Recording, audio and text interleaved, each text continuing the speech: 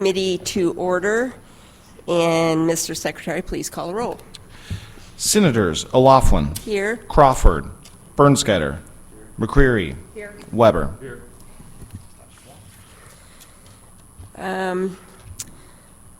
So we are here today to hear Representative Hardwick's bill, and he is in position ready to go. So we're ready to hear from you. Thank you, Madam Chairwoman and members of the committee. For the record, my name is Bill Hardwick. I represent House District 121, presenting House Bill 2989. I first started working on this issue of gaming in Missouri about 4 years ago when constituents and business owners in my district said there's a problem, we're not sure what the law is, we think there's illegal games out there, and law enforcement officials in my area also brought that to my attention, that they thought that there wasn't sufficient clarity in the law enforcement law for them to be able to enforce what could be illegal games, what some people call gray games at the time. In the last 4 years, that issue really has blossomed into one of the most contentious issues in the Capitol for sure. But I think the reasons why I got into that issue then are relevant now. I think there are illegal slot machines out there in the state of Missouri. I want there to be enforcement against illegal gaming devices, them to have criminal enforcement, and to be removed out of businesses. Then I think there's also what some people call no-chance games, what some people call gray machines, what some people call illegal machines, kind of depending on their economic point of view. And they're different functionally from the slot machines that have random number generators, and they've been the subject of dispute by prosecutors in years past. And my proposal is to get rid of the gray market and to, as a matter of course, my bill would make all of those games illegal also. So there could be a variety of games that may not have fallen under the traditional definition of gambling, but they sort of look and smell like slot machines to most people. So I propose we make those criminal. And the way that we do that is to change the definition in 572, the gambling definition, from which it exists now. There's an ante-end for a game of chance that has a payout, and this bill would change that to a game that has any element of chance. So the no-chance machines, the gray machines, as a matter of course, would be illegal under this bill. And they cannot be converted by definition of the bill and solidified by amendment on the bill. They cannot be converted into VLT devices. Then I propose that we criminalize all those unregulated games, get rid of them. We have enforcement for illegal gaming in the state of Missouri. And then if counties and municipalities would like to, they can decide, 120 days after the bill goes into effect, if they want to have a VLT program in their county or city, which is licensed and regulated under the Lottery Commission. That requires individuals to be over 21, to be in the area where the games are, to undergo placement regulations to the Lottery Commission, to undergo consumer protections, to have probable gaming things identified, to be heavily regulated and taxed. And that taxation structure is basically thirds. A third goes into lottery fund, a third to basically the operator, and a third to the local retailer. And then fees be placed on those machines that go back to the municipalities, go to veterans programs, go to law enforcement, and the enforcement of illegal gaming. Only if, so there'd only be, under this bill, there'd only be any type of gaming in the counties and cities if those counties and cities chose to do that. But all the games that exist now, as a matter of law, would have to go away. And all the gray machines, no chance machines, illegal machines, they would come as a matter of course statutorily illegal. I support the prosecutor's effort, the Attorney General's effort to make sure there's not illegal gaming in the state of Missouri. I think that many prosecutors have said, and we had this hearing in the House hearing, prosecutors testified that the law needed to be changed in order for there to be effective enforcement. I recall the case that came out right as we were about to bring this bill in the House, TNT versus Torch. And in that federal civil court case, there was a description that the Gaming Commission did not have the authority to regulate these unregulated games because they fell outside their jurisdiction. And there was a regulatory void. And that's why I think it's necessary that there's a statutory change. Because even if there's a civil lawsuit between, by the way, two parties that both operated no chance games, both TNT and Torch, two parties against each other, even if there's a lawsuit that makes a description about those games, unless the law is changed, a new type of game would always be invented, a new loophole in the law would be discovered. And so the problem will never really be resolved unless the legislature changes the law and fix the problem. And I think it's not the duty of the courts. That's the duty of us as a legislature to address this problem, as complicated and as comfortable and as many diverse interests as you can see there are about it. We should talk to everyone, figure out what's fair and functional. We should keep the people of the state of Missouri safe. And in my view, we should also create a transition period for the VFWs, the business owners who tried to act in good faith, who want to do what's right and what's legal, and were unsure about the law. There should be and this bill gives them a 1-year transition period. And then only if the locals want to have a VLT license program would VLTs be introduced into that area of the state. We leave it to local control. And if they decide to do that, it would be heavily regulated and taxed and have the consumer protections that I think that most people in the state would want to see. So that's essentially what the bill does. The process for a bill like this is complicated economically, legally, and business of this bill. The only process I thought that was fair was to talk to anybody who'd want to come to the table and say, here's an issue, here's a thread, here's what it looks like from our industry's point of view, from our prosecutor's point of view, from the police officer's point of view. And I tried to make sure that all of their concerns were incorporated as much as possible while getting after what were my main interests in the bill, which is to get rid of the gray market, which is to have enforcement against illegal machines, which is to create something fair for the VFWs and the fraternal organizations who I think we're trying to do the right thing. But nobody will be able to do business as they're doing now under the current regulatory void that I think exists in Missouri. And with that, I'll stop and see if the committee has any questions for me.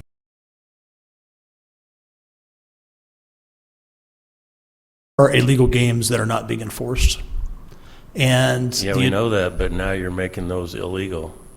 There are illegal games that are clearly legal. There are games that of different varieties where people have invented things that they argue are not illegal.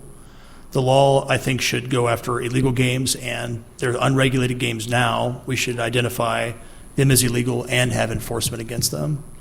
Give local prosecutors and police tools to enforce criminally against illegal gaming in the state. And why you said that the so-called gray or illegal machines can't be converted into a legal machine? There are a few reasons. Why is that? One reason was an amendment was put on in committee that anything that's deemed to be illegal now cannot be converted into a VLT. A VLT is mechanically different than a no-chance game gray machine that might have, that they call no chance, that either has there are different varieties of those things that can fall into the gray category that exist, a pre-reveal, you're going to win, a one-time kind of spin sort of thing. And it doesn't have a random number generator like a slot machine would. So the argument has been, because it has less chance in it than arcade games, that it's not a mechanically, functionally slot machine. I think the prevailing view of Missouri is that most people think they look enough like slot machines to consider them slot machines. So my bill would make them illegal, but a VLT is a terminal that has mechanical and computerized specifications that are approved by the Lottery Commission and is on a centralized network, so Lottery Commission can assure that money isn't being laundered, for example, that if things are on the up and up, that the payouts are being made, that the regulations are in place, that the consumer protections necessary exist. So there's not an upgrade where you could put a USB into one of the existing gray machines or illegal, however you want to term them, everybody uses different terms. Those machines out there, you can't upgrade those into VLTs. It's not only technically impossible, this law makes it legally impermissible. Thank you. Thank you, Madam Chair. Any other questions? Seeing none, thank you for your testimony. Thank you very much.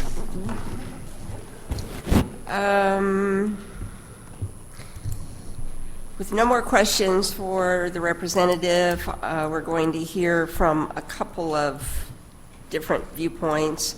We'll start with the expert witness that we have that is in favor of House Bill 2989, Matt Hortenstein.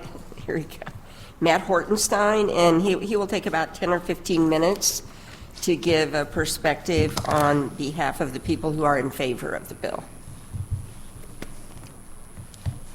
Good morning, Madam Chair, Senators. Thank you for the opportunity to speak to you today on this bill. I've worked with Representative Hardwick on this quite a bit and appreciate the opportunity to meet with you today. Let me introduce myself. Again, my name is Matt Hortenstein. I serve as General Counsel at J&J Gaming. J&J Gaming is a 95-year-old family-owned company headquartered in Illinois. We are the largest terminal operator in the United States, where we operate about 30,000 VGT, or what commonly referred to as a slot machine, in the distributed gaming market throughout the United States. We operate in about 11 different states. either as an operator or as a manufacturer. We do not operate in the state of Missouri. You do not have a legal structure for regulated legal games to be operated on a distributed gaming basis here in Missouri, and as a result, we do not operate here. But you have had a significant problem here in Missouri, as have many other states, with the proliferation of at least unregulated, if not illegal, gaming in your state. House Bill 2989 seeks to solve that problem. Since the 1990s, there's been a proliferation of that phenomenon throughout the United States. You're not alone in this problem. Many states have struggled with this issue. Why is that? Well, federal law delegates gaming rules, gambling laws to the states. Every state has handled this differently. And all gambling rules are creatures of statute, whether you're a casino, sports betting, distributed gaming, we're all creatures of statute. Some states are very, very strict in this regard. Take Hawaii, Utah, South Carolina by way of example. They don't even have lottery, let alone casinos or distributed gaming. South Carolina deviated from that and enacted a lottery statute, whereas Hawaii, Utah did not. Some states on the other end of the spectrum, like Nevada, Pennsylvania, have very robust gaming statutes and allow all sorts of gaming, iGaming, distributed gaming, horse racing, casinos, et cetera. The list goes on and on. But all have struggled. Every state in the union has struggled with this issue of illegal and unregulated gaming. And why is that? The reason is the definition of what is gambling, three-pronged test. You got to have a wager on a game or an event. You have to have an element of chance that determines the outcome of that game, and a payout of a prize. It's that second element that's the problem. How do we identify and define a game of chance? Some of us think that's pretty simple. It's not. On one hand, you have roulette. We would all agree that's clearly a game of chance. On the other hand, you have a game of darts, where I bet you all, by my skill at playing darts, I'll beat you for $5. Clearly a game of skill. In between those two extremes, we find all of these illegal games, at least unregulated, perhaps illegal. It's difficult to identify them. While I applaud Attorney General Hanaway's exercise of the Attorney General's concurrent jurisdiction to enforce your Section 572, I am here to tell you, suggest to you that will be unsuccessful in the long term. You've struggled with this problem for the past 30 years, and you're no closer to solving it today than you were then if the sole solution is to prosecute them out of existence. You're not alone in that effort. Most states have had that same problem. Those states that have been successful in regulating this field and eliminating the illegal games, the unregulated games, have done it through marrying up a regulatory structure with the enforcement mechanism. I'm going to pause there for just a minute and add to Senator Bernsgetter's question. Why do you need to do this in this bill? Why do you need to have the enhanced enforcement? And the reason is because you have an opt-out provision. Those communities that choose to opt out are going to need the tools to prosecute that. And that's the reason why you have to marry up 572, the amendments to 572, with a regulatory structure. Either functioning alone will not solve the problem. Don't take my word for that. Look at all the other states in the union that have addressed that issue. Look at West Virginia, Oregon, Nevada, Nebraska, Georgia, Illinois, Montana, to name a few, that have married up a robust prosecution, a robust regulatory structure together. They've solved the problem. You do not find unregulated, illegal gaming machines and convenience stores in those locations, in those states.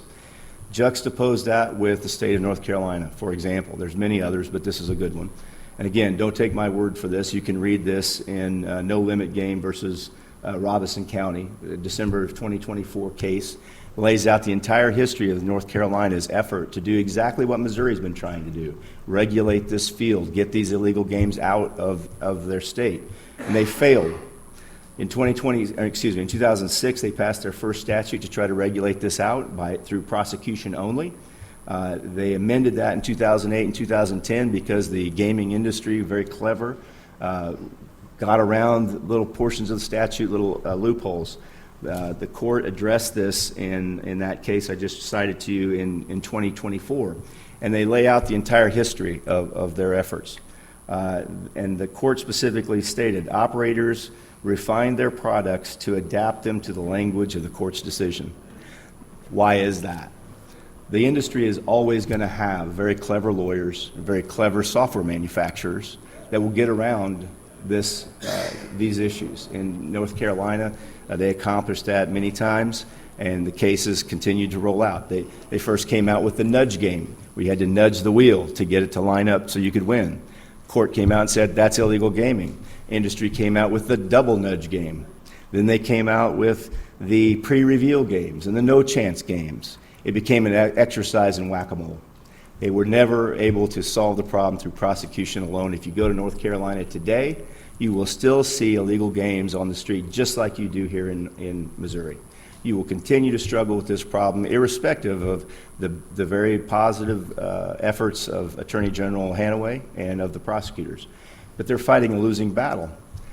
Again, they don't have the resources to go after these games, and the court can only address what comes before the court, that singular machine that is the subject matter of that criminal enforcement. And the industry will adapt to it. They'll come up with another game. Virginia just went through this. They've had the same problem that you have. They just adopted a bill, the Electronic Gaming Device Act. It's sitting on the governor's desk right now for signature. That does exactly what we're trying to do here in Missouri. Marry up a robust prosecution with an appropriate regulatory scheme to regulate these devices. There's nothing wrong with gambling in and of itself, but it needs to be properly regulated. The time, place, and manner is what we're really talking about. How do you regulate the time, place, and manner of gaming in your state? You don't have a regulatory structure right now to affect that. And they're everywhere. You have no consumer protections, you have no underage gaming protections, you have no protections of any nature, and they're everywhere. And that's what we're all angry about. If you want to solve the problem, you have to regulate the field. You have to regulate the time, place, and manner. You have to have the courage to step up and finish the work. The work is in House Bill 2989. It's come over from the House. It's before you. You have to have the courage to adopt that and really, truly solve this problem. We've been fighting this fight for 30 years, and you're no closer to solving it today than you were then. The only way you'll do that and solve that is to pass this bill. That's not my opinion. Look at every other state in the union that's addressed this issue. Those that have stuck their head in the sand and tried to do it through prosecutions like North Carolina continue to struggle with the same problem.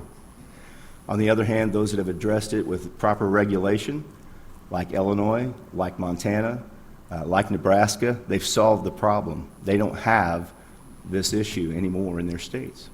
And along the way, they've produced millions and millions, hundreds of millions of needed tax revenue to their state. In your state, there's 600 million reasons why you need to pass this bill. This bill will probably produce in the neighborhood of $600 million in annual revenue to your education programs. That's a significant amount. And put that in perspective, in Illinois, last year, 2025, the industry generated over $1 billion of tax revenue.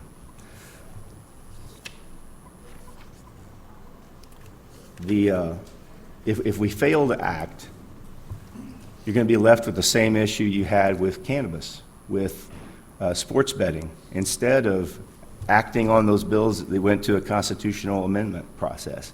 Probably not the best way to address those issues. It would have probably been better for the legislature to have gone through the legislative process to properly regulate those fields. Instead, it was left up to a constitutional amendment, which isn't the best way to make the sausage.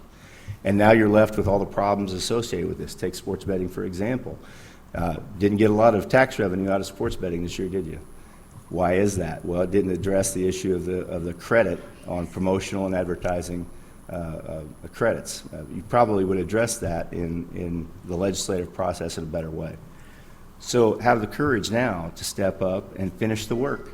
Let's finish the work and address this properly through the legislative process that you can control and make the best possible solution for this problem that's been going on for 30 years. And quite frankly, that's what your population, that's what the people of Missouri, I think, want. The latest polling suggests that 68% support banning unregulated games and replacing them with regulated and taxed VLTs. 66% of evangelicals agree with that. 63% of union households agree with that. 72% of Democrats agree with that. 61% of Republicans agree with that. Now is the time. It is before you. You just have to have the courage to act on the floor and move forward with this bill. I understand the desire to move away from that because of Judge Ross's recent opinion in federal court. That will not solve your problem. It did not address, and there was no jury instruction for Section 572 to determine whether or not there was a criminal act, whether the games were actually illegal under your Section 572. Federal court never reached that question. It doesn't have any precedential value. It will not solve your problem. And we know that because North Carolina and other states have tried to do it just through merely prosecutorial efforts. You have to have some form of regulatory structure to accomplish this goal.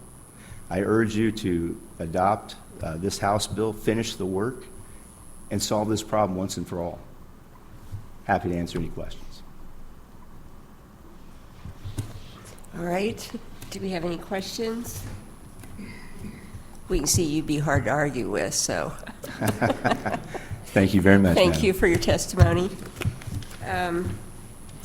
So next up, we have another expert witness who is in opposition, and that would be Mark Ellinger.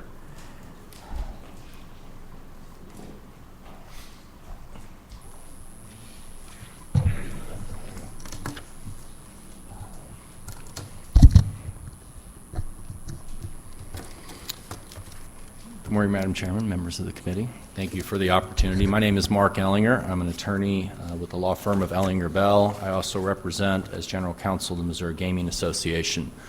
I have practiced gaming law in the state of Missouri since 1999. I can't say since its inception. I'm not quite old enough, but I'm getting close.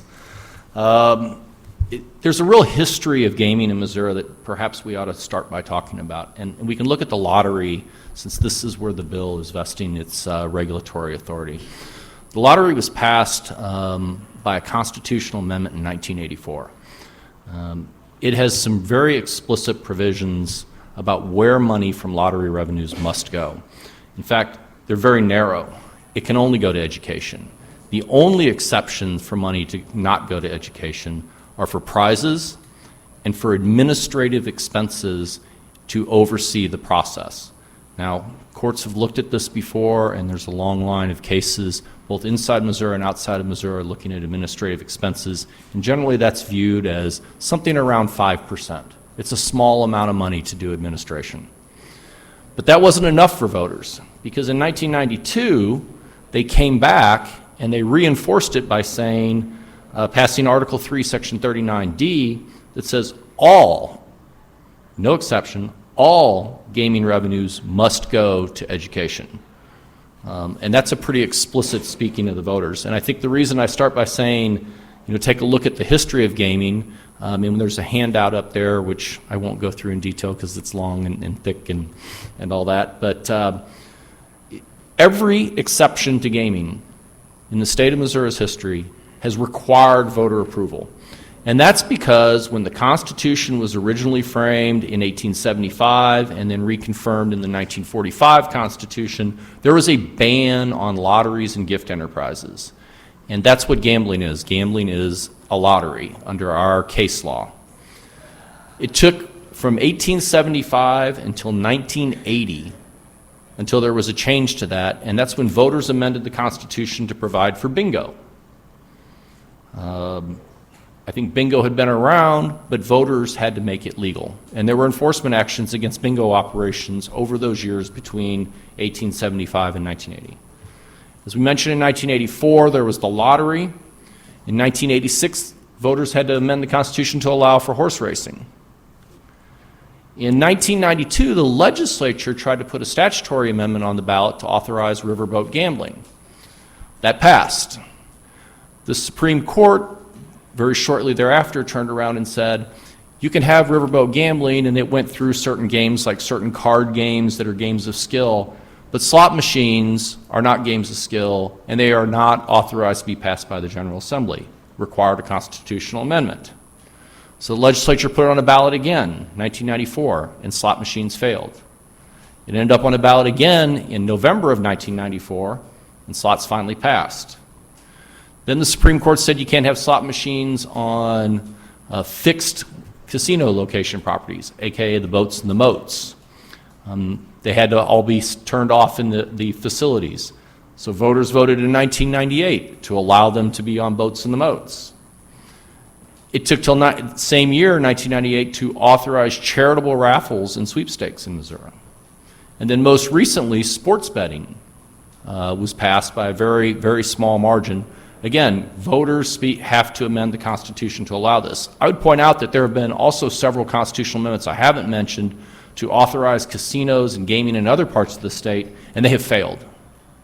So voters have a skeptical view of the expansion of gaming, and they definitely want that expansion of gaming to conform to the constitutional requirements of which they control. So if we take a look at House Bill 2989, there are provisions in 2989 that violate the Missouri Constitution. Let me start with section 313.427, which ironically is the definition section. The very first definition, which is adjusted gross revenue, provides for what the adjusted gross revenue is, and it's the revenue after prizes, the administrative expenses, but it does not include the shares that go to the individual owners of the machines and the facility location owners. That's because there's a definition of net terminal income, which splits income amongst them.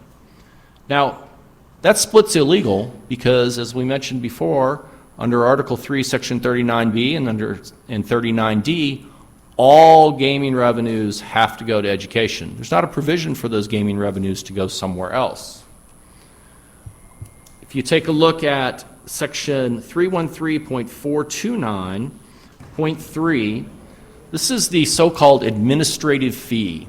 So there's an administrative fee that is leveled on every machine. Now, it doesn't go for administrative purposes. The lottery doesn't do administration under this provision. The money goes to a basket of all sorts of other folks. Almost none of that money, it's $1,250 in this bill, goes to education. It goes to other locations. Under the Constitution, it cannot do that. There's even a non-gambling problem contained in this bill, and that is in Section 313.429 sub 13. This imposes a local tax on the machines. Under Article 10, Section 1 of the Missouri Constitution, the state cannot oppose local taxes for local purposes. It can authorize, and localities can vote for them, but it cannot impose them. The state only has the authority to impose tax for state purposes. The other thing that this bill does is it allows the illegal machines that are in the state today to continue to operate for a period of time, effectively a grace period. Now, I want to clarify something I think you've heard. You've heard talk about gray or no chance machines. That's a fallacy. They are not gray machines. They are not no chance machines. They're illegal slot machines. In the 20s, there was the exact same type of machine in operation in the state of Missouri. We call it the stick of gum machine. And it was a pre-reveal machine. You would put a coin in, and before you would spin, you would know that you would either get a stick of gum or a monetary prize.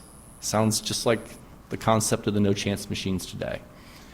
And the courts found that that is a illegal slot machine, was a criminal enterprise. That's the Deskin case. Now, there have been all sorts of prosecutions, and in the packet I have, there's a little bit of a history of illegal gambling in the state of Missouri, too. And I also attached Judge Ross's decision, which has been mentioned, I think, at least once or twice already today. Judge Ross in the federal court for the Eastern District of Missouri, after a jury verdict against the largest illegal slot machine operator in the state, had to make a decision as to whether these machines were illegal under Missouri law. And he did that. He issued a 20-plus page opinion, and in that opinion, he finds these machines are illegal machines. And since that's occurred, you can see the enforcement has ramped up across the state. There was never really any question. The law itself, the criminal laws, are actually quite clear on this. And now we have more court enforcement of that, which means more law enforcement of that. There's no reason to grandfather those in any way, shape, or form.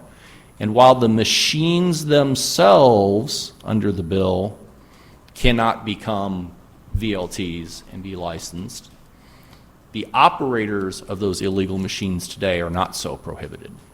So the criminals that operate today have the opportunity to get licenses in the future. And I think that's a problem. I spend a lot of time dealing with the regular gaming industry, the legal gaming industry that's been passed by the voters. And anyone that has operated illegal activities in the past is simply foreclosed from getting a license. They can't operate in the state of Missouri. The Missouri Gaming Commission does an excellent job of enforcing that. They're very, very tough. Allowing a loophole for those folks simply legalizes illegal behavior in the past and something that's really kind of unheard of in the state of Missouri with respect to the gaming industry. For those reasons, I think House Bill 2989 fails the constitutional test, and as a result should not move forward. That's certainly not to say that something couldn't put on a ballot and amend the Constitution in the future. That's the process that's always been used, and that's the process that should probably be used if there's a will or desire to go forward on this. I'd be happy to answer any questions. All right, thank you. Are there any questions? Senator Bernstetter. Thank you, Madam Chair. So, did you testify in the House hearing? I did. You did? Yes. So they didn't change any of these things that you said were unconstitutional in the House? I think the only thing they changed that I recall out of my testimony was the flaw that was in the severability, non-severability language that originally was in there where if anything was struck down, the criminal laws would change, but the VLTs would continue to get to operate. I think that language has been cleaned up, is my understanding. Other than that, they did not address these particular issues. Okay, thank you. Thank you, Madam Chair. Representative Hardwick, do you want to respond to that? I did write severability language anticipating lawsuits, challenges on the bill. There are attorneys who have a different point of view about the Lottery Commission's ability to promote lottery games. Right now, lottery tickets have a split. There's a part that goes to the retailer, part to the lottery, similar. There are gaming commission fund rules go to education as well, but there are fees on casino entries, and those fees go to other purposes as well, like veterans. So there are all examples in the law of things like this bill that are constitutional now, and there are other legal points of view that, and brilliant lawyers as well, who say that this bill is constitutional as written. So we try to address things, but there are some things that, like for example, the way the lottery program functions, this is so much what this bill does. So I don't agree entirely that with all the points of view that were made.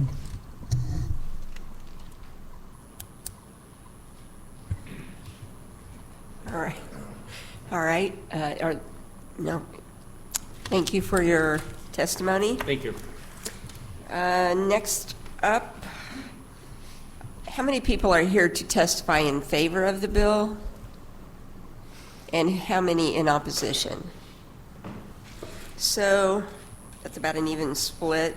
I thought we would alternate back and forth on testimony in favor and opposition, setting a limit of about 3 minutes for each person so we can keep the committee on schedule and give as many people as we can a chance to testify.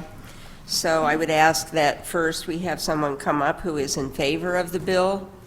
And when I kind of give you the signal that 3 minutes is over, then that means it's over. Come on up. Please introduce yourself and be sure that you leave a witness form if you would. All right, thank you.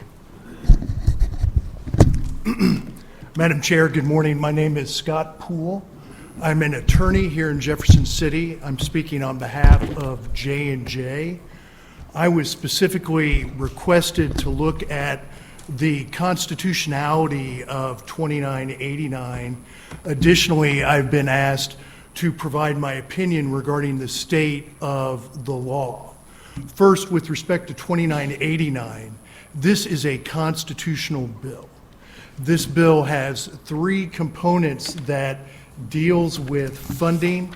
These funding provisions are absolutely constitutionally compliant.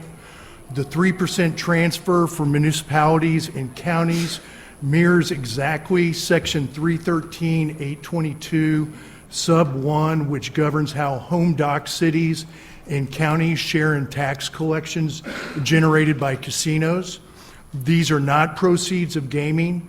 These are not entries into the lottery or the lottery fund. Number two, with respect to the $1,000 fee for each VLT machine, these are not proceeds of gambling or gaming. These are paid by retailers. These are paid by operators. These are not paid by the player. This has absolutely nothing to do with gameplay. And then finally, number three, the adjusted gross gaming tax. These are licensing fees that go straight to the state lottery fund, subject to appropriation. That language is absolutely fundamentally clear, and it's always been there, subject to appropriation.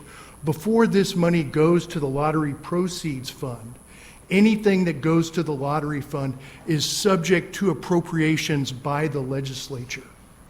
This is an absolutely fundamental constitutional framework.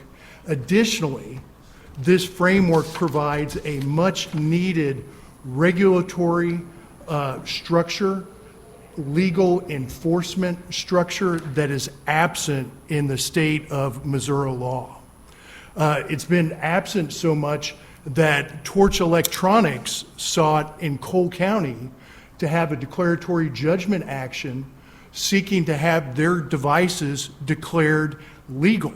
The Gaming Association sought to have those devices declared illegal. I was retained to represent the Highway Patrol and Department of Public Service, and we said, wait a second, this is an absolute aberration of how we prosecute cases under criminal laws in the state of Missouri. Ultimately, Judge Green, who was presiding on this case, agreed. The case was appealed to the Western District, and the Western District Court of Appeals agreed and said plaintiffs have sought a declaratory judgment and injunctive relief that would interfere with the enforcement of criminal laws of Missouri. Plaintiffs have not challenged the constitutionality. They are not exempt from the rule that Missouri courts do not grant equitable relief that would interfere with the enforcement of criminal law. Why is that so essential and vital at this juncture of the session? Because Judge Ross's decision with respect to the TNT case is not only in federal court, but is pursuant to the Federal Declaratory Judgment Relief Act, which our own Court of Appeals has already said the Missouri version cannot be used to interfere and prospectively interpret criminal laws. Therefore, it has no effect on judges that will hear these cases. Is it interesting? Yes. Could it potentially be instructive? Certainly. But is it mandatory authority that judges in Missouri must follow? Absolutely not. Okay, 3 minutes. Okay. I'd be happy to That answer. was pretty good, though, so. Pardon Do I me? have any, I said you did a good job for 3 minutes. Do I have thank any you. questions or? All right.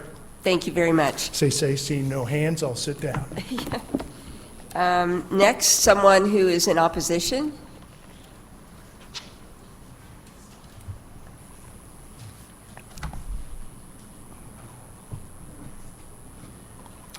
Thank you, Madam Chairman, members of the committee. I'm Mike Winter. I represent the Missouri Gaming Association, which is the trade group for the 13 commercial casinos operating in Missouri. We are opposed to 2989 and have been opposed to any bills like this since their inception, so it's not news that we would be here in opposition today. First, I would like to applaud Attorney General Hanaway for the stance she has taken and the activity she has been doing to get after illegal slot machines. We tend not to believe there are any gray market machines. There are only illegal machines.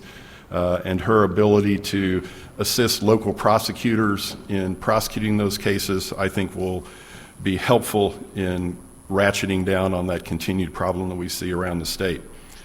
From the industry perspective, we know the VLTs have significantly impacted casinos located in Illinois. That's where we see a program that's been in place since 2012. And to give you an idea of the magnitude of the program in Illinois, There are roughly 13,400 slot machines operating in the 13 casinos. The most recent numbers coming out of Illinois, there are nearly 49,000 machines that are operating in Illinois. And under the provisions of this bill, so we probably do need to talk about the bill a little bit in more detail, this authorizes 8 machines per location for a lottery retailer. There are 4,500 retailers, and I would suggest that if this bill were to pass, that number would substantially grow, since that would be a potential revenue stream not available to lottery retailers now. So if you do the math, that's 36,000 machines that could potentially be out in the marketplace in the very near future if you were to pass 2989. There are some interesting provisions in the bill if you were to decide to dive into it. There are provisions in the bill that say these operators don't have to pay your coin out. So if you were to get a jackpot of $532.38, they don't have to pay out the coin. Coming from a casino-regulated environment, we have to pay out whatever is won to the patron. So it's just an oddity that I think that's shown up in this bill, and be something to pay attention to. A lot of discussion usually about self-exclusion relating to gaming. When you look at the framework of the bill talks about manufacturers, operators, and retailers. The self-exclusion and the surveillance piece of this bill is tied to the operator. I would think that if you were going to move forward with something, those things need to be tied to the retail environment with the people on the ground monitoring to make sure there aren't people gambling on these machines that shouldn't be, as well as some responsibility on the retailer to actually monitor the activity. Let's talk about the placement of the machines. On page 17, the bill discusses a distinct area. There is no definition. It just says an area of the business or building not accessible to anyone under age 21. You know, if the proponents of this are really trying to play a fine line, if I say separate room, I lose some support. So this is, I guess, the way we're trying to skirt around getting down to segregating off slot machines from the rest of the business in the convenience store or truck stop. Okay. Your time is up. Do I have any questions or comments? Okay, Senator McCreary. Quick question about the self-exclusion. So how does it work right now? Like if, with a casino, you put yourself on a list, right? Through, Yes. And it's the highway patrol? Usually historically there had been some interaction between the Highway Patrol and the Gaming Commission and those trying to be put onto the self-exclusion list. Okay. And typically, if a person were to come back in and, let's say, for instance, hit a jackpot on the machine, that requires verification with a driver's license. And that's when a lot of those people would be discovered on the property. Under the provisions of this bill, you don't get that far to where you would be required to give someone a tax form for hitting a jackpot. So really there's going to be no mechanism unless someone wants to go up and ask for an ID and then check a lottery database to determine someone's on the exclusion list. Okay. I thought I had heard from some folks during the interim that you would use the driver's license, or you'd use an ID to get into the room, and then that somehow is connected to a self-exclusion list? I don't see any provisions in Yeah. here that require a swiping of the driver's license or anything like that to gain access to play the machines. Okay, very good, thank you.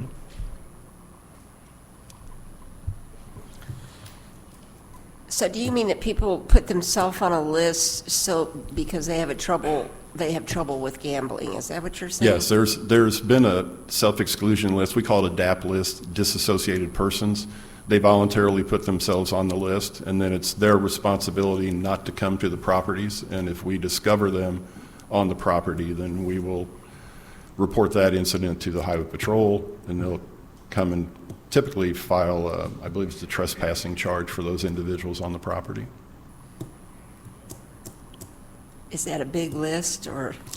There were upwards of 15,000 on that list at one point in time. I don't know the exact number now, but yeah, it's been a pretty substantial list. What do you say about that, Representative? I think there should be a way for problem gamers to not have access to games. I think we should extend that to any regulated market that we may choose to create or not.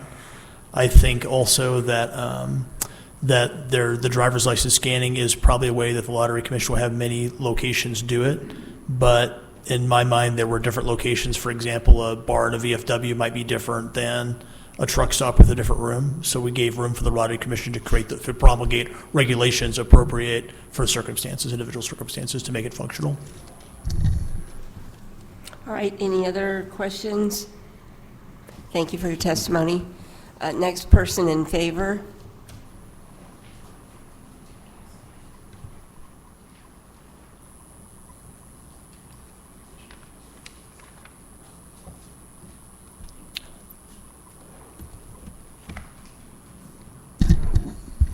Thank you, Madam Chair and committee members. I appreciate the opportunity to speak to you on behalf of House Bill 2989. We are a Missouri business owner. We have businesses across the state of Missouri. We employ 1,400 people. And I'd like to speak about this bill because we have concerns in 3 areas. I'll try to keep it very focused and simple. First, about gaming. And I'm not going to speak technical because obviously there are experts who can speak about that and Constitution issues. But from a gaming perspective, we do not spend $7 to $10 million on a convenience store to have gaming. But because there has been no action by the legislature, there is gaming. There are between 30 to 40,000 machines in convenience stores and truck stops and other facilities. It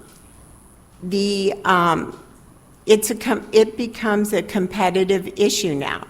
It is a profit center for these stores and these businesses. So the way, without any regulation, there is unfair competition. So whatever the legal status is, we all feel the repercussions of that. Businesses who have the gaming, the gray machines as we call them, they have an advantage. They can, and there is a lot of profit that is being generated by these machines. So people take that. I'm sure you're familiar with the convenience store industry. I don't think there are many businesses that have the price of their product on the street. People take that profit and can use it as a competitive advantage on the street. There are convenience operators who choose not to do that because they're not clear if they're legal or are illegal, and who want to do the right thing. But it's time that we get this resolved.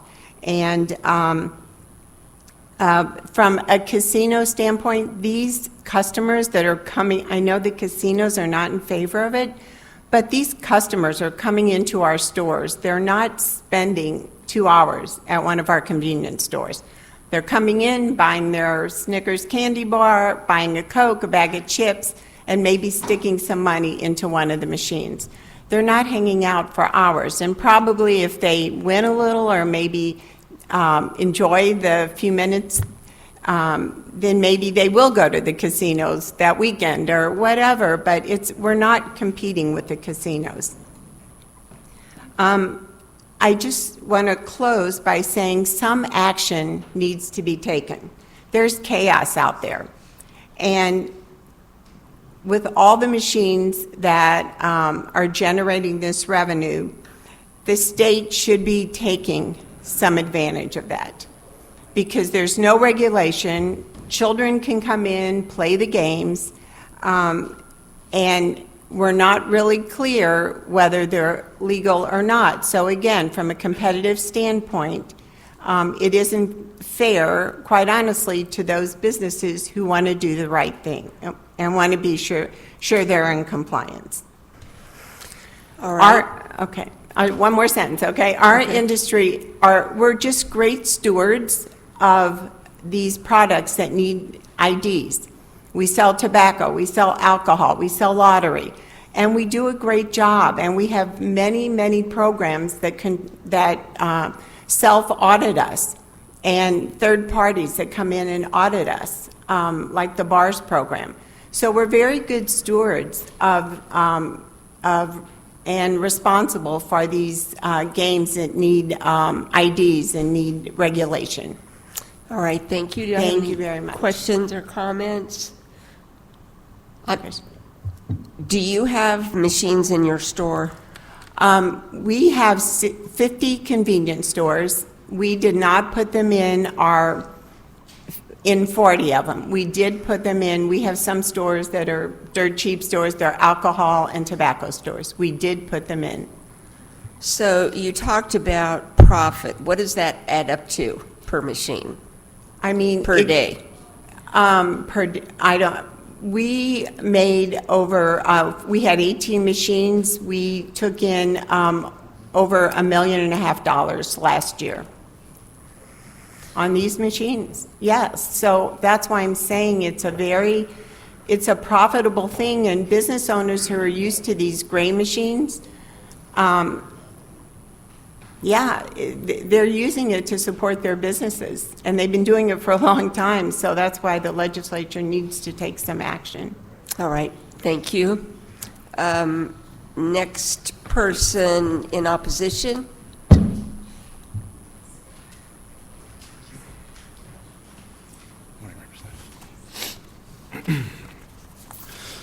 Good morning, Madam Chair, members of the committee. Jared Hankinson, Vice President of Government Affairs for the Missouri Chamber of Commerce and Industry, here to go on record in opposition to House Bill 2989. House Bill 2989 is not a measured regulatory fix. It is a structurally flawed expansion of gaming that the House did attempt to refine but ultimately did not fix. And this bill does still fail in 3 critical ways. First, it creates unequal regulation within the same industry. The bill continues to establish a separate regulatory framework for the video lottery terminals instead of integrating them into Missouri's existing gaming structure. That means 2 different sets of rules for the same activity. Missouri does not regulate any other industry in this way. We don't create separate environmental standards or workplace safety systems, and we should not create a second-tier regulatory system for gaming. If the activity belongs in Missouri, it should be regulated under the same standards, the same oversight, and with the same level of scrutiny as existing gaming. Second, it expands access in a way that creates workforce and economic risk. The bill this is not about gaming in itself, as Missouri already regulates gaming and it operates under structured environments with clear oversight. Our problems are with how the bill does expand access. House Bill 2989 places machine-based gaming into everyday retail locations, gas stations, convenience stores, neighborhood businesses, environments that do not have the same level of supervision, access control, or operational oversight as existing legal operators. This difference matters because machine-based gaming, particularly in high-access, unstructured environments, is consistently associated with higher rates of problematic use in Missouri, and that risk is not theoretical, and I have plenty of data I'd be happy to share, but in the respect for time, I'll skip over that for now. Third, and probably most importantly for the Missouri Chamber's opposition perspective, this legislation directly conflicts with ongoing law enforcement and rewards unlawful behavior. This is the most important issue, so I want to say that again. This legislation directly conflicts with ongoing law enforcement and rewards unlawful behavior. Right now in Missouri, these machines are being actively challenged as illegal across the state. The Missouri Attorney General has taken enforcement action against illegal gaming machines. A recent U.S. District Court decision ruled that these gas station slot machines are illegal gaming devices under current law, and local governments, such as Kansas City, are actively moving to ban or restrict these machines in their communities. So the state is saying today, through courts, enforcement, and local policy, that these machines are unlawful. House Bill 2989 moves in the opposite direction. It takes the same activity that creates a pathway to legal operation without requiring meaningful accountability for past unlawful conduct. This is not regulatory clarity. That is retroactive legalization and direct conflict with current enforcement. That does send a dangerous signal that if you operate outside of the law for long enough, the law may eventually be changed to accommodate you. From the business perspective, that undermines regulatory integrity, discourages lawful business investment, and creates instability in how Missouri governs industry. At its core, the bill creates unequal regulation, expands unstructured, high-risk access to gaming, and most importantly, conflicts with active enforcement and rewards unlawful conduct. And in respect of time, I'll cut it right there. Thank you. Do I have any questions? Seeing none, thank you you very for your much. testimony. Do we have anyone who wants to testify for informational purposes only? Well, I'll take one of you next. I forgot to ask about that.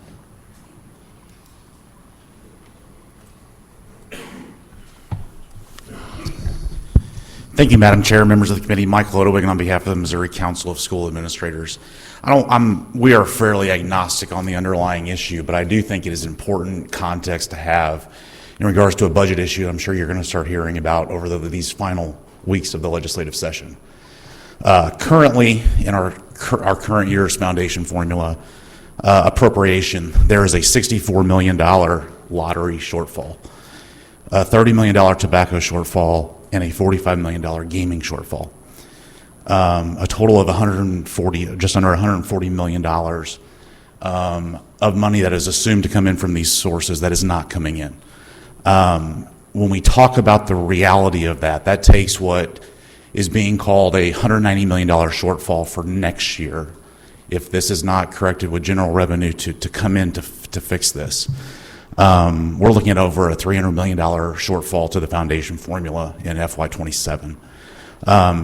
As we talk about the need for resources with property tax issues occurring, a foundation formula being rewritten, and obviously a $2 billion budget shortfall that needs to be addressed over these next 2 years, you can see why, from our perspective, it is extremely important to be very concerned about revenues and where the revenues are not coming in or where they are going, as we look at raising minimum teacher salaries and continuing to try to educate kids to the best of our ability. And so with that, Madam Chair, I'm just happy to answer any questions, but I do think it's important context in the broader scheme of things on this issue.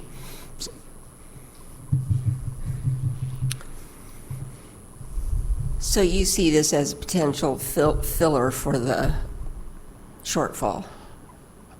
It could be. Those are decisions of this legislature. I think at the end of the day, we are going to have to make do with whatever resources are available to us, but I think it's important information to have as we're evaluating whether it's this, whether it's the income tax, whether it's a child care tax credit that was just perfected in the House yesterday. A number of these things that cost money ultimately impact your ability to do the type of things that you want to be able to do as a General Assembly. All right, any questions? Thank you for your testimony. So I need someone who's in favor. Yes.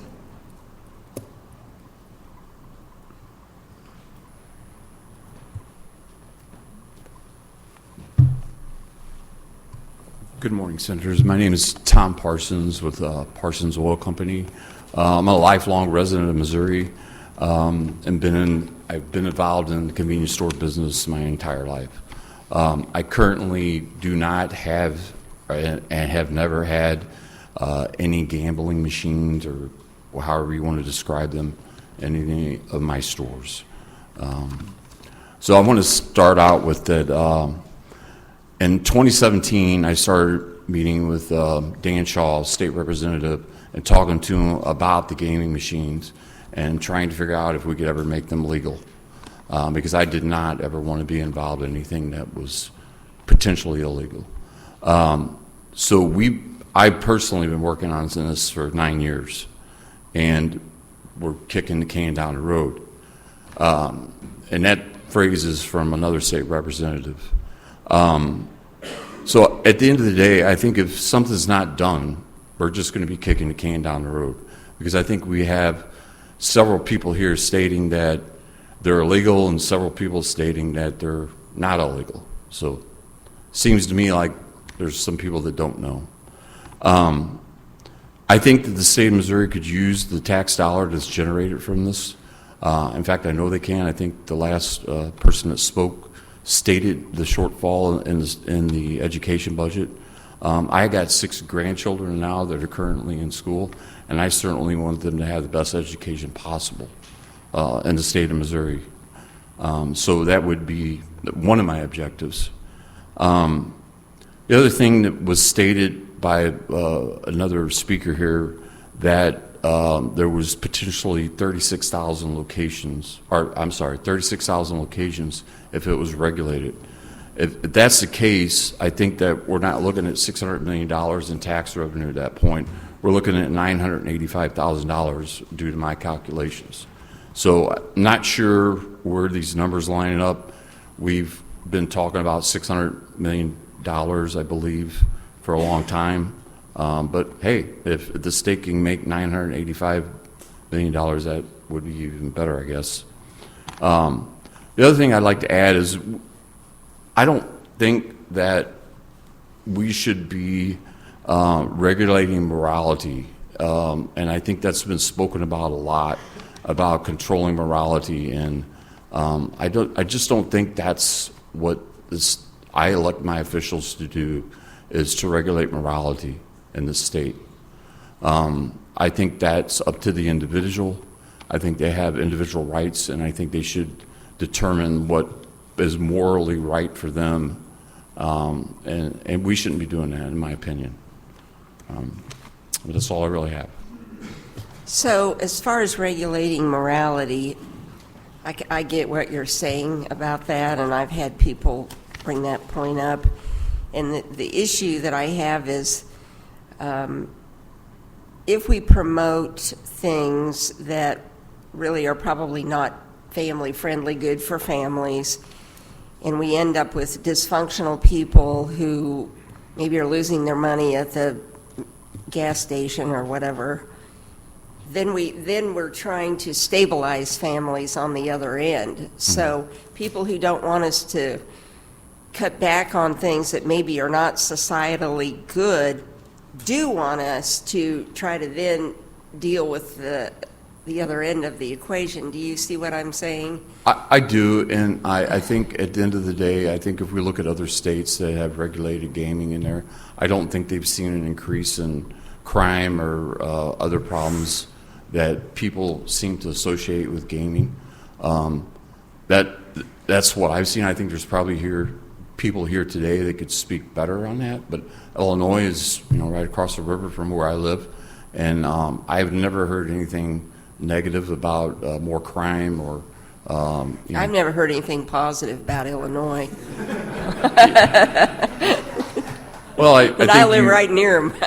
Yeah, I think that there's a perception that it's not good for the state, but I just don't. I think you can't look at perceptions. I think you have to look at reality of other states and how they perceived it and how it works for them. I understand. Thank you. Yeah. Does anyone have any questions? See none. Thank you for your testimony. Someone in opposition?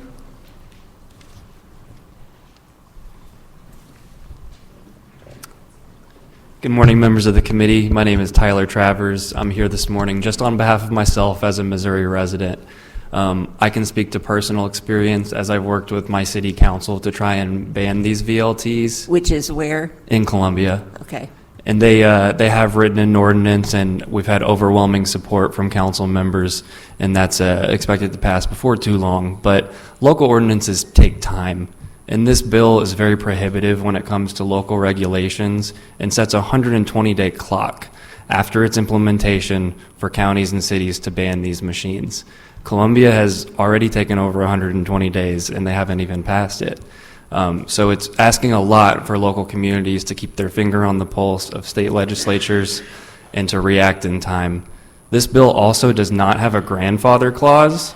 So that means that if your community has already banned these machines, so if you're Springfield, if you're Kansas City, North Kansas City, Maryland Heights, Woodlawn, soon to be Columbia, and many others, if this bill were to pass, you would have to go in and re-ban these machines within that 120-day clock.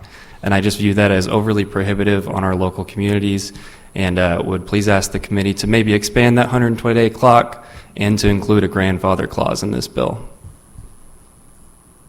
All right. Any questions or comments? Seeing none, thank you for your testimony. Could I have someone who's here to testify for informational purposes only?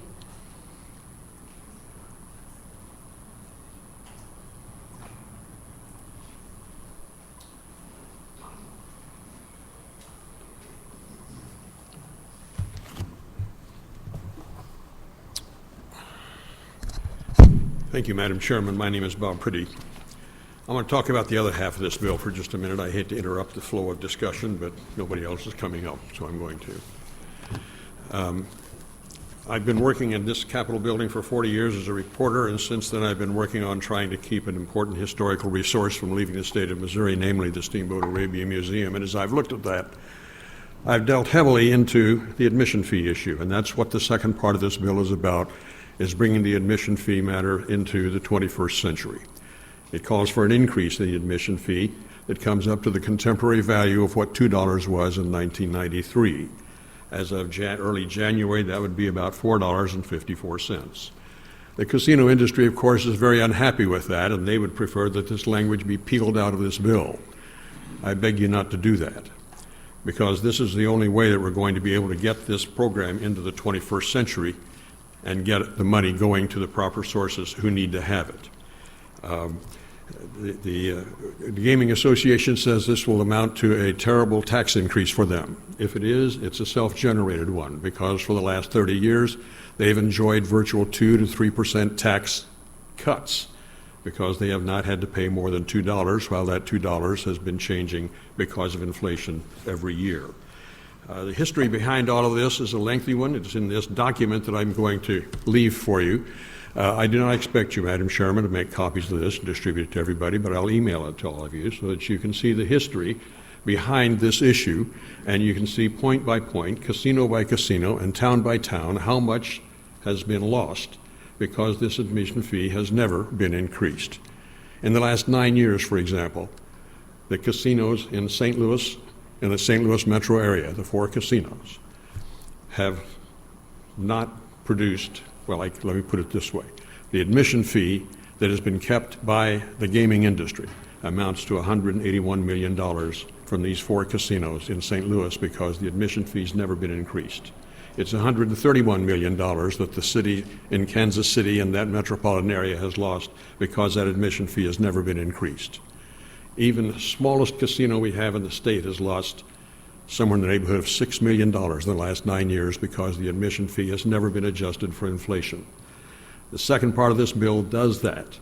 The second part of the bill also provides about $50 million a year for the Veterans Commission Trust Fund, which manages our Veterans Commission Trust, our Veterans Commission homes and cemeteries. Their funding has dropped from $30 million to less than $7 million in the last 15 years because this fee has never been adjusted. It's time to bring this into the 21st century.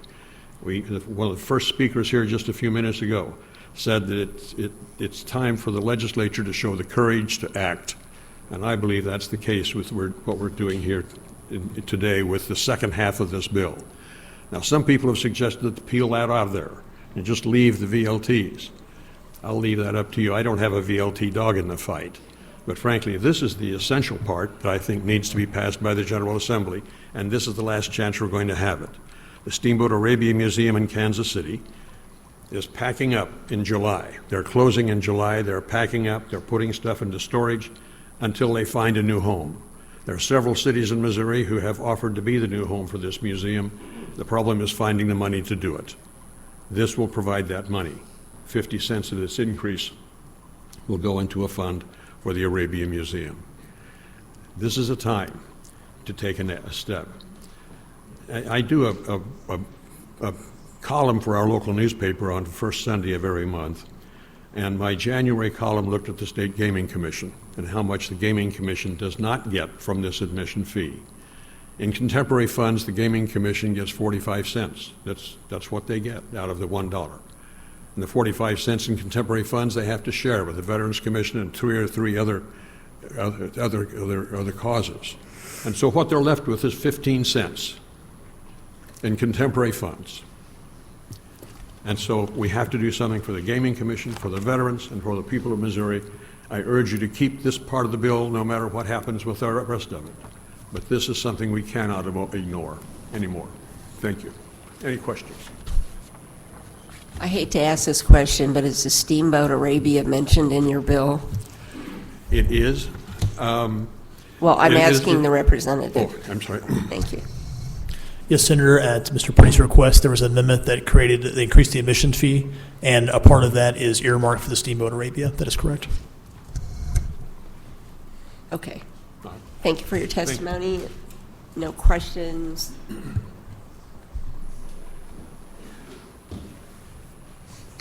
Next person in favor of the bill?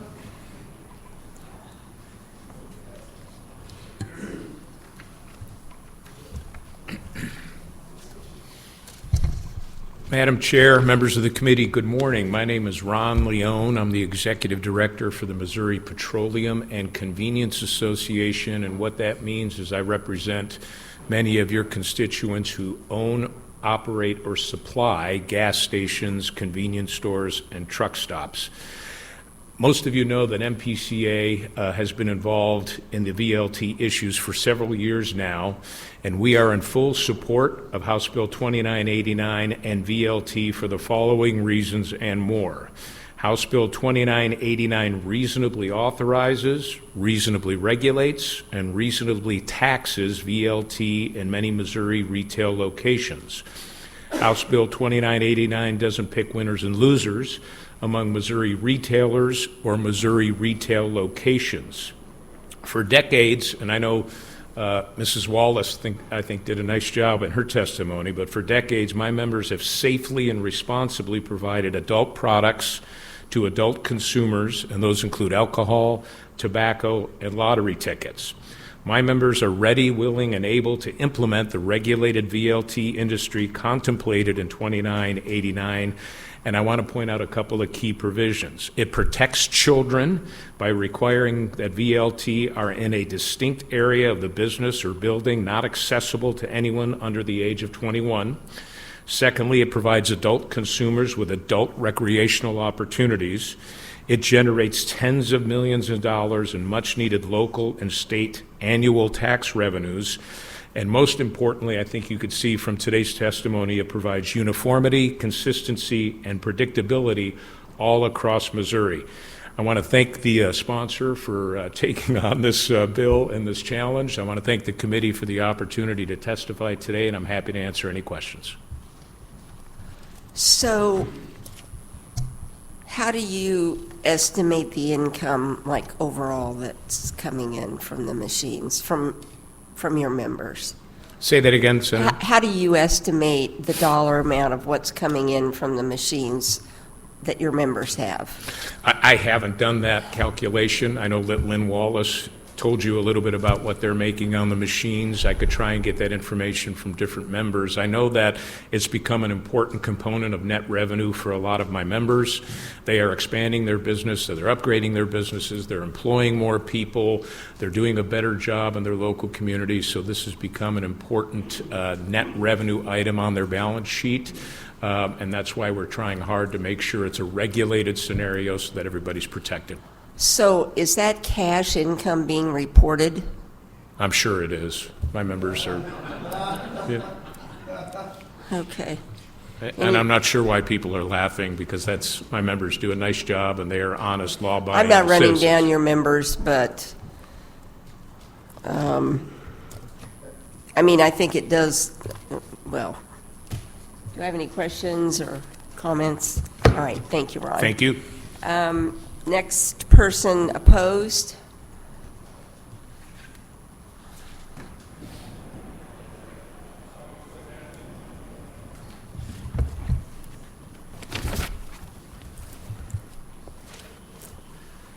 Good morning. Matthew Smith with Associated Industries of Missouri, going on record in opposition to this bill. We're opposing this bill specifically, and we'd like to testify today on the fact that VLTs are competing unfairly and illegally in Missouri.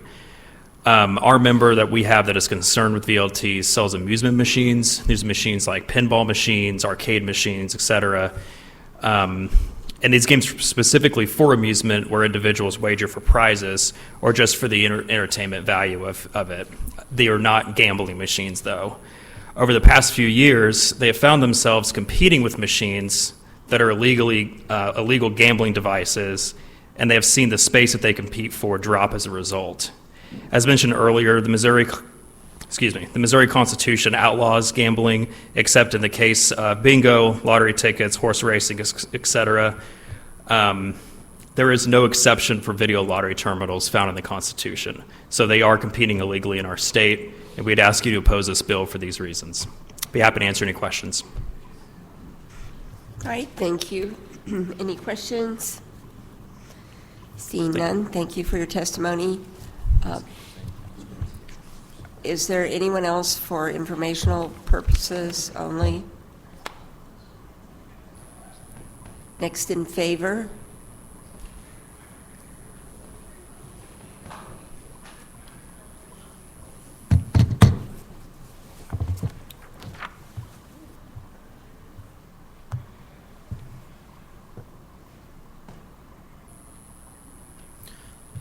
Hello, my name is Zach Dunn, and I represent the Missouri and Kansas Laborers District Council. We represent about 12,000 workers in Missouri, and we are predominantly a construction craft union. I am here to testify in support of House Bill 2989 today. Given the opportunity to garner new tax revenue and to support schools and local government, we see that there are opportunities to be had for our members. Specifically, the allocation of 20% towards new school construction, we believe is going to provide more jobs and better support for our communities. Just to kind of zoom in a little bit on the public school system here in Missouri, we have 518 school districts and a massive network of 2,473 public school buildings within the state of Missouri. A lot of these schools around our state need renovations, need new school construction, and we believe that by having this funding be able to help support bonding or provide grants for new school construction, that creates opportunities in those communities to have better facilities, but also opportunities for our contractors and our members to bid and work on those projects. And so that is why we are here in support of today's legislation. All right, thank you. Any questions? Seeing none, thank you for your testimony. Hello, Mark. Hello. Good morning still, I think. Yes. Mark Dalton, on behalf of the Mid-America Carpenters Regional Council, your other labor representative speaking today on this issue. I'm just, here on behalf of our 25,000 members. We have started to oppose this legislation based on just conversations with our contractors and members that do work in casinos every day.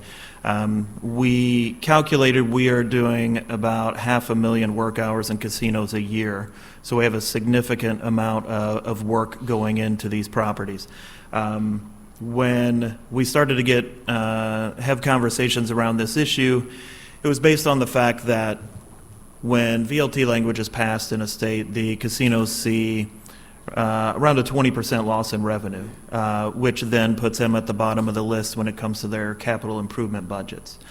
I was speaking with one of the county councilmen in St. Charles County where I live, and there's an Ameristar property there, and he had let me know that Ameristar was the #1 purchaser of hotel rooms in the entire county because they are at capacity all the time, and they're looking at building another tower there as well.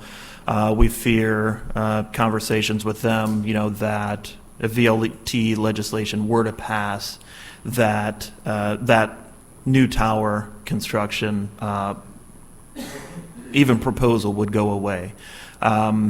the amount of work that are going into casinos, and not just casinos and carpet and additions, but the restaurants that casinos have, the entertainment venues, the shows that they bring in, they're economic drivers for the region and the state. But the trade-off, I know there was some language in the bill that would propose some construction work for schools. That, I mean, it's dwarfed by the amount of work that are going into casinos currently. So to trade that off did not make sense for us.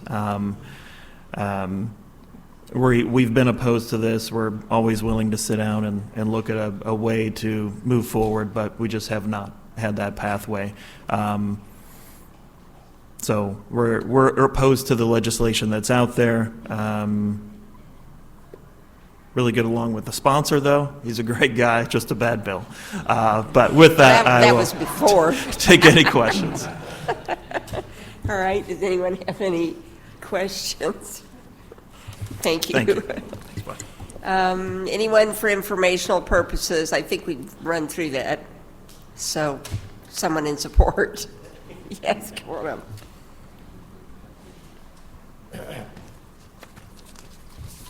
Good morning, Madam Chair, committee members. My name is Troy Stremming. I'm testifying today on behalf of the Association of Gaming Equipment Manufacturers, or AGEM. AGEM is a nonprofit international trade association representing manufacturers and suppliers of electronic gaming devices, lottery systems, video gaming terminals, and other products that are utilized in gaming around the world. AGEM supports the framework outlined for new regulated gaming activities in Missouri set forth in this bill. AGEM's policy is to support growth in all forms of regulated and licensed gaming activities and for the specific decision to pursue the licenses and approvals needed to provide those products and services. In fact, AGEM's membership is anchored by many large global gaming supplier companies whose names you may be already familiar with and that currently participate in Missouri's regulated gaming activities today, just as they have for decades as longstanding licensees within the state of Missouri.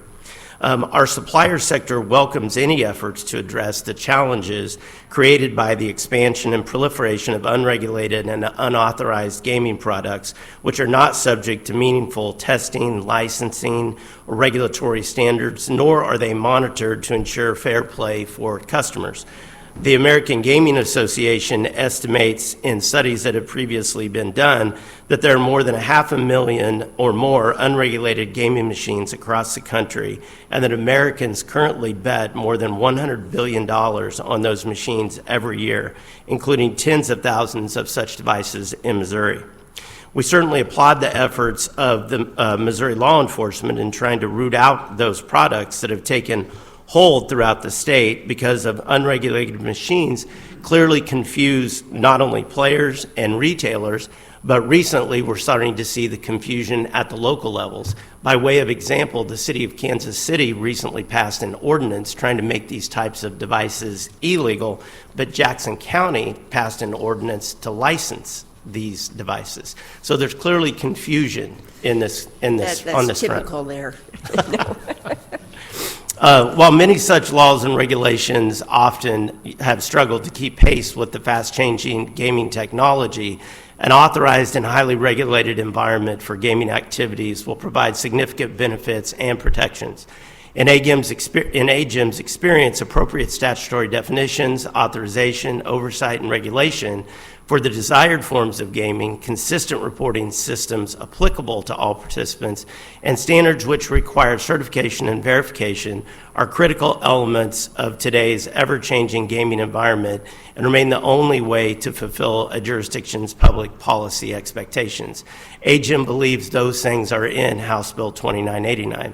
With them in place, they protect consumers, promote integrity, fairness, and responsibility, ensure accurate and complete reporting of data and information, and combat illegal activity while preserving revenues necessary for public priorities. For those reasons, AGEM appreciates any efforts to eradicate illegal and unregulated gaming activities in the state of Missouri and support the regulated structure set forth in 2989. happy to take any questions. So I wonder, why don't we just get rid of all of them? Well, I think you will have a problem in trying to get rid of all of them. You and I have had this discussion briefly before. I think, as one of the previous witnesses has testified to, we see this jurisdiction after jurisdiction. The legal process of trying to prosecute them out of existence will get drug out in court cases, in appeals, for some time, and in the meantime, you will see those same operators make changes to those devices so that every time they come up with a conclusion in court, the next case will be a different device. And this will continue to be a game of whack-a-mole until you make any device that has any level of chance illegal, unless it's attached to the lottery system and unless it's on a casino floor. That will make prosecution and enforcement as easy as you can. It's either on a casino floor, it's connected to the central computer system of the lottery, or it's illegal. Any questions? Thank you for your testimony. Thank you. Opposition. Thank you. I am old. Good morning. My name is Joe Bednar. I am an attorney with Spencer.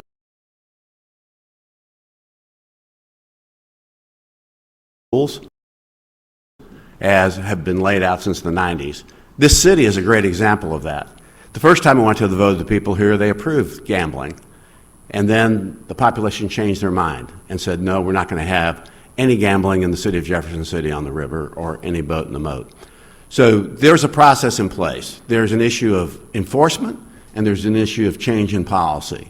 The change in policy, as Mr. Ellinger pointed out, has been here for over 30 years, and that's a vote of the people for any change in gambling policy for the state of Missouri.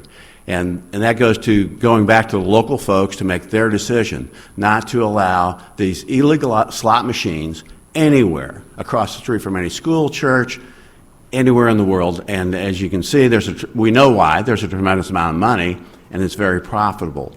But Missouri has led the nation in proper regulation of gaming. I've represented suppliers in front of the Gaming Commission. It is, the fines that they get for a minor in any of these casinos is $25,000, $50,000 one time. And so there's an enforcement action that the patrol is at every casino, and the casinos and all the gaming companies understand and suppliers understand how critical it is to comply with Missouri law and Missouri regulations. This bill actually now places on local authorities the obligation to enforce all those regulations and without any funding to speak of, really. They've tried to sprinkle money to law enforcement, but the fact of the matter is we should support Attorney General Hanaway, allow her additional appropriations to create task forces against these illegal slot machines, just like we went after drugs. This is very similar. It's a scourge on our local communities to allow this unregulated gaming that the people have said, 13 casinos, that's the limit. They have to be on the river. The Constitution is very clear. That's not open to, we'll have a lawsuit potentially, but the law is pretty simple. It's a game of chance. We already have a statute against gambling. There's no guarantees you're going to win anything when you put money in the machine. They don't tell you how many times you have to put money in the machine to win. But clearly, given the business owner's testimony as to how much money they've made on 18 machines, people are losing a lot of money out there. So do you think this is a ballot issue? Yes. If you're going to change the law, if you're going to, you have to amend the Constitution to make this legal. The fact of the matter is, it comes down to local prosecutors having the resources that they need to enforce the actions. You've seen an uptick in those enforcement actions. Attorney General Hanaway has been very clear in her discussions and her enforcement actions that she's taken. I've talked to local sheriffs. The issue, again, is do they have the money to have the additional resources to shut down these casinos? I was up in Chillicothe. They actually had a problem with just a shop owner renting space. You've seen it in Moberly. They just open up a slot machine parlor. Those are all illegal. I mean, growing up in Kansas City, I think kind of the birthplace of the movie Casino, this is ridiculous. These would all be people going to jail. And I understand the business owner's issue. They have to make money. Home dock cities, they've sprinkled a little hit for home dock cities to try to raise admission fees. All the admission fees, they're following the law. The casinos are following the law. They're paying the home dock cities what they're supposed to be paid through the admission fees. The school districts are regulated now in the money flowing to school districts. Mr. Ollinger talked about the history of this. What people forget is that when it passed in 93 and 94, the amount of analysis that the original Gaming Commission spent on the economic aspect of you don't want to saturate the market. That was one of the key things that are addressed in those early annual reports of the Missouri Gaming Commission. They really looked at the prevalence of the machines, and that's why we limit the number of casinos and the location. It's both a safety, security, and economic issue. And that's the balance that has always been there for the Gaming Commission, is that they balance the economic interest against the regulatory interest as well. Okay. This issue, just one more thing. Okay. This is not a courage issue. I love the deliberative aspects of this body. You all sit down, you cross the aisle, you make decisions that are in the best interest of the people. It's not courage, it's just doing the right thing, and you're doing the right thing by this hearing. Appreciate it very much. All right, thank you.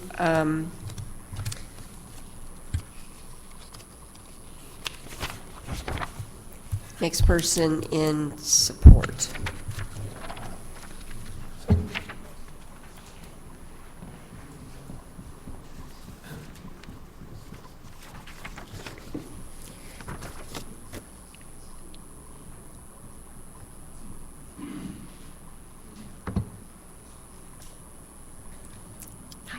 Hi. Ready? Ready. All right. Good morning, Madam Chair, members of the committee. Angie Schulte, registered lobbyist for Casey's General Stores.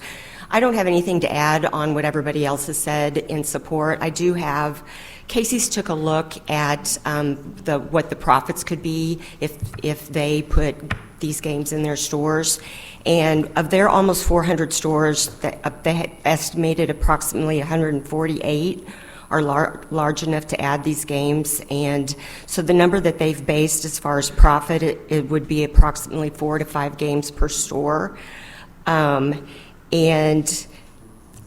they said their average yearly profit per location could be around $63,000. And with that, that's all I have. And those numbers were based on average in Illinois as well, but that's what that was the estimate they came up with. Okay. Any questions? Thank you for your testimony.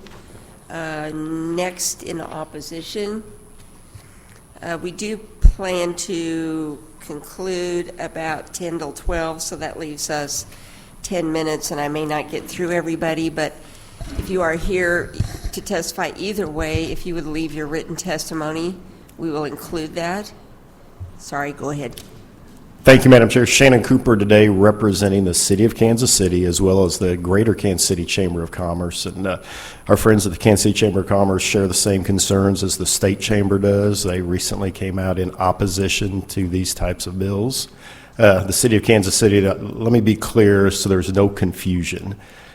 In Kansas City, we believe it is illegal to have these machines. In October, our City Council passed an ordinance. And since then, I think as of last week, we have shut down 6 locations that had these so-called gaming parlors, as well as written 30-plus citations to other businesses that have those machines. I find it odd that Jackson County was mentioned when just 10 days ago, Jackson County Prosecutor Melissa Johnson formed a partnership with Attorney General Hanaway to work together to rid not only the city but the county of these machines. And I think they've given business owners a deadline of July 1st to either have the machines unplugged and inoperable or removed from the premise. So from a ground level perspective, from one of the largest municipalities in the state of Missouri, our city council's decided that these are not good for our community. We don't want them, and we're enforcing our ordinance that we passed in October. And with that, I'd be happy to answer any questions. All right, thank you. Yes, Senator McCreary. So there were an earlier witness talked about like the opt-out, like that 120 days is too narrow. Like if something like this were to move forward, do you think there's a way to make that stronger to like reinforce? Well, it should be an opt-in, obviously. I mean, Okay. you're disregarding what every community so far, and that mounts monthly the number of communities that say, we don't want these. Our citizens have spoken loud and clear. We've passed an ordinance, and you're trying to undo that to create that window where they feel the political pressure from business owners who rush out there and put these machines in that time period. So if you want to do something and be fair to the communities that have stepped forward and done the right things for their citizens, make it an opt-in and let those local officials decide, we want to bring these into our communities. Yeah, and I've heard that from my municipalities as well. Right. So I think that's the general feeling of most municipalities. okay, thank you. Anyone else? Seeing none? Thank you, Madam Chair. Thank you. Next in support.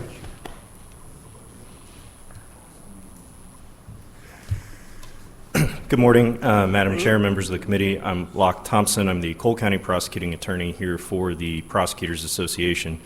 We're in support of this bill, and just to explain a little bit of why. First, again, I want to echo some comments we've already heard, applauding Attorney General Hanaway and her efforts to get rid of these illegal devices throughout the state. I know she's worked with a number of my colleagues, Melissa Johnson in Jackson County being one, Dan Patterson in Greene County being another. Without going into too much detail, our offices are currently working on something of that nature here in Cole County. But to echo what Mr. Stremming said earlier, the concern our association has is that at the end of the day, it's going to become sort of a whack-a-mole problem where these machines will find their way back in, having been rearranged slightly or differently, and the best way for us to combat this from a prosecutorial standpoint is to have cleaner, better definitions in the law, and that is what this legislation offers us. And with that, I'm happy to answer any questions. It also offers you money, correct? It does provide a portion of the licensing fees would go to the prosecutor retirement system, but as you and I discussed offline, my bigger concern is the ability for us to effectively prosecute these machines. And if the retirement thing comes out, then it comes out. That has to get fixed one way or another down the line. We saw that this was an opportunity to do that while actually utilizing revenue coming into the state to fix that, rather than creating a bigger hole for the state. Any other questions? Thank you for your testimony. Thank you. Next in opposition.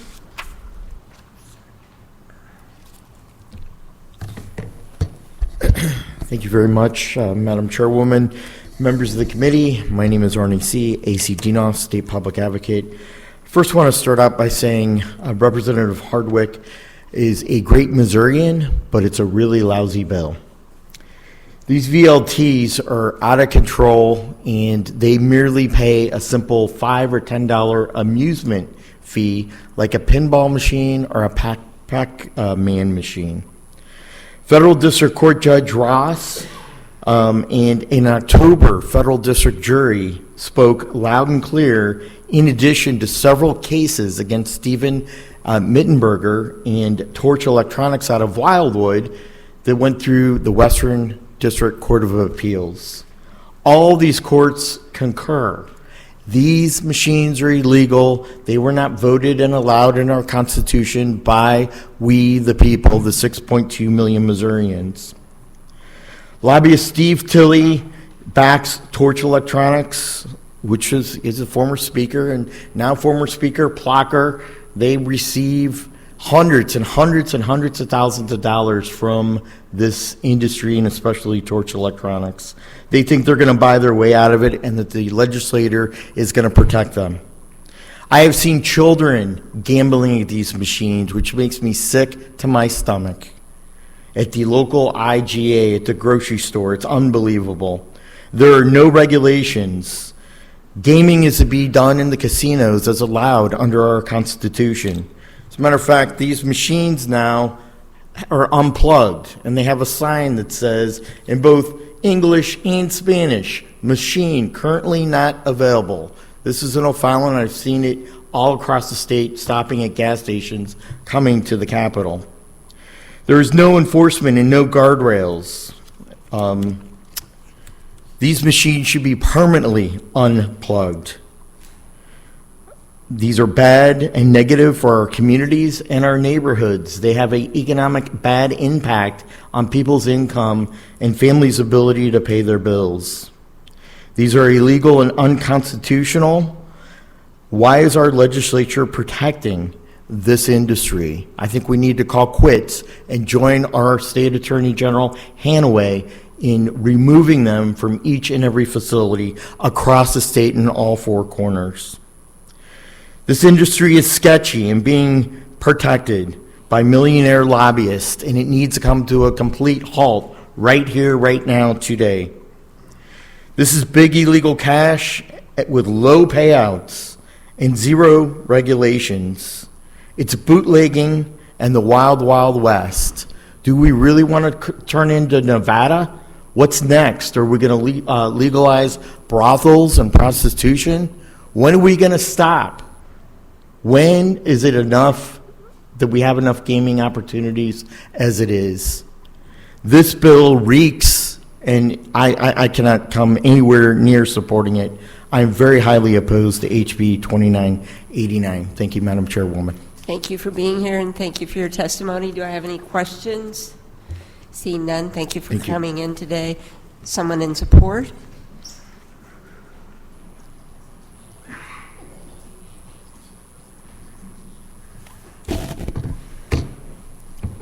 Madam Chairwoman and members of the committee, so great to be before you today.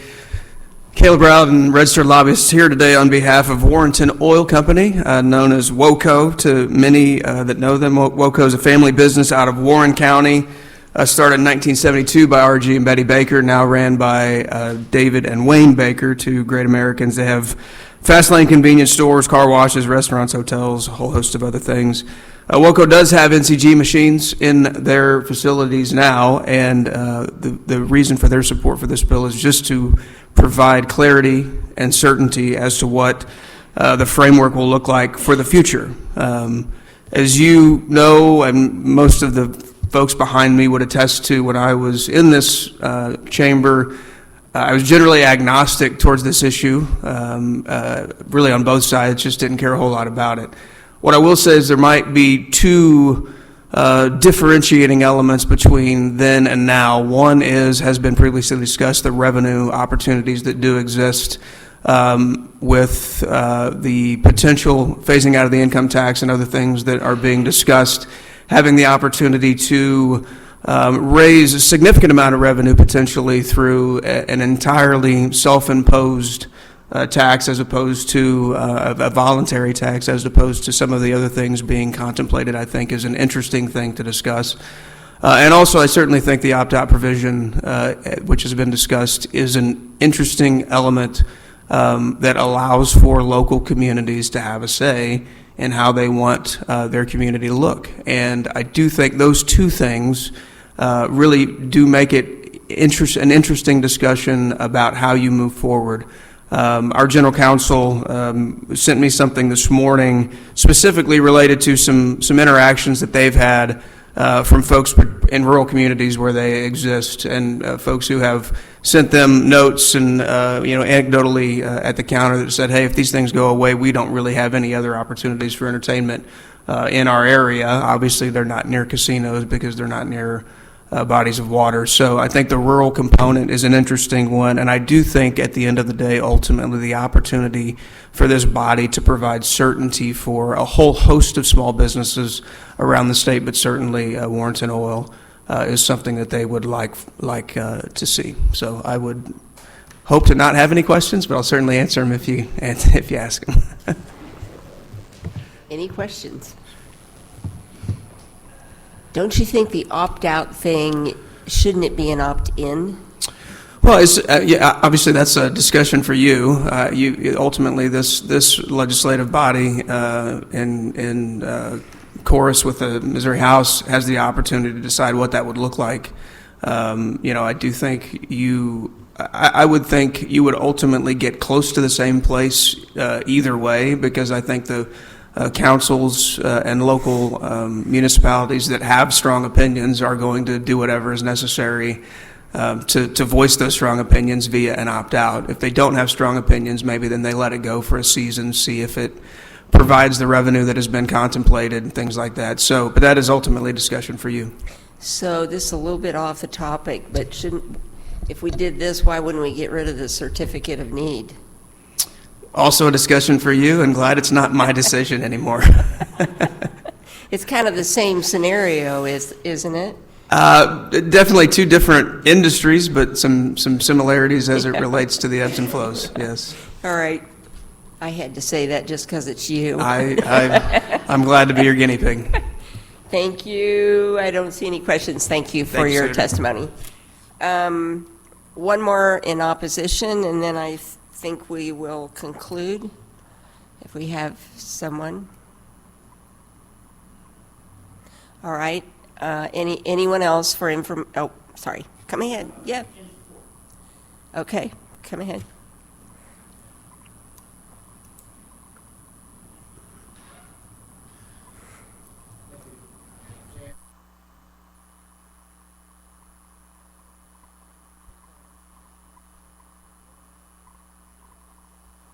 Oh, hi, my name, oh, that is loud. Okay, my name is Ken Goins. I am General Counsel for Motormart. Motormart is a Missouri corporation. We have C-stores in 6 states. We have a large presence here in Missouri and also Illinois. And I just want to go on record and tell you that we support HB 2989. And the real reason, I mean, the conversations that we have, and the reason that one of the reasons that we joined the Coalition for Fair Businesses Act is because our competition was engaging in gray games and increasing their clientele, and we weren't, and we haven't done that. And so the message that I think the board wanted me to deliver was we wanted the legislature to take some action, and if you vote down this bill, it's a vote for the status quo. And I think that's the message that Motormart, and it's a family-owned corporation. We've been around for 75 years. We employ a lot of people, and we really do want this legislature to just take some kind of action. Now, I had heard that there are some municipalities that have taken some steps, or I guess made some announcements in the papers concerning that they don't like VLTs or they don't like these gray games. But I can tell you that I read a week ago in a periodical from Jefferson County where the city of Arnold considered this. The city attorney brought it before the board, and they chose not to ban those. So they actually send a message that they want to wait until after this legislative body takes some action or those court cases are completed. And so with that, I'll entertain any questions, but I really do ask you that you carefully consider this bill and take some action. That's why we have amendments. So I understand your position, and I appreciate your position. Does anyone have any question or comment? Seeing none, thank you for being here today. Okay, and thank you for hearing me. I appreciate it. Sure. Representative, do you have any closing remarks? The committee's consideration. Thank you very much, Madam Chair. Thank you for being here today. With no more witnesses to testify, this ends the hearing on House Bill 2989. I move that we adjourn. Do I have a second? All those in favor, say aye. Opposed? Thank you for being here. We are adjourned.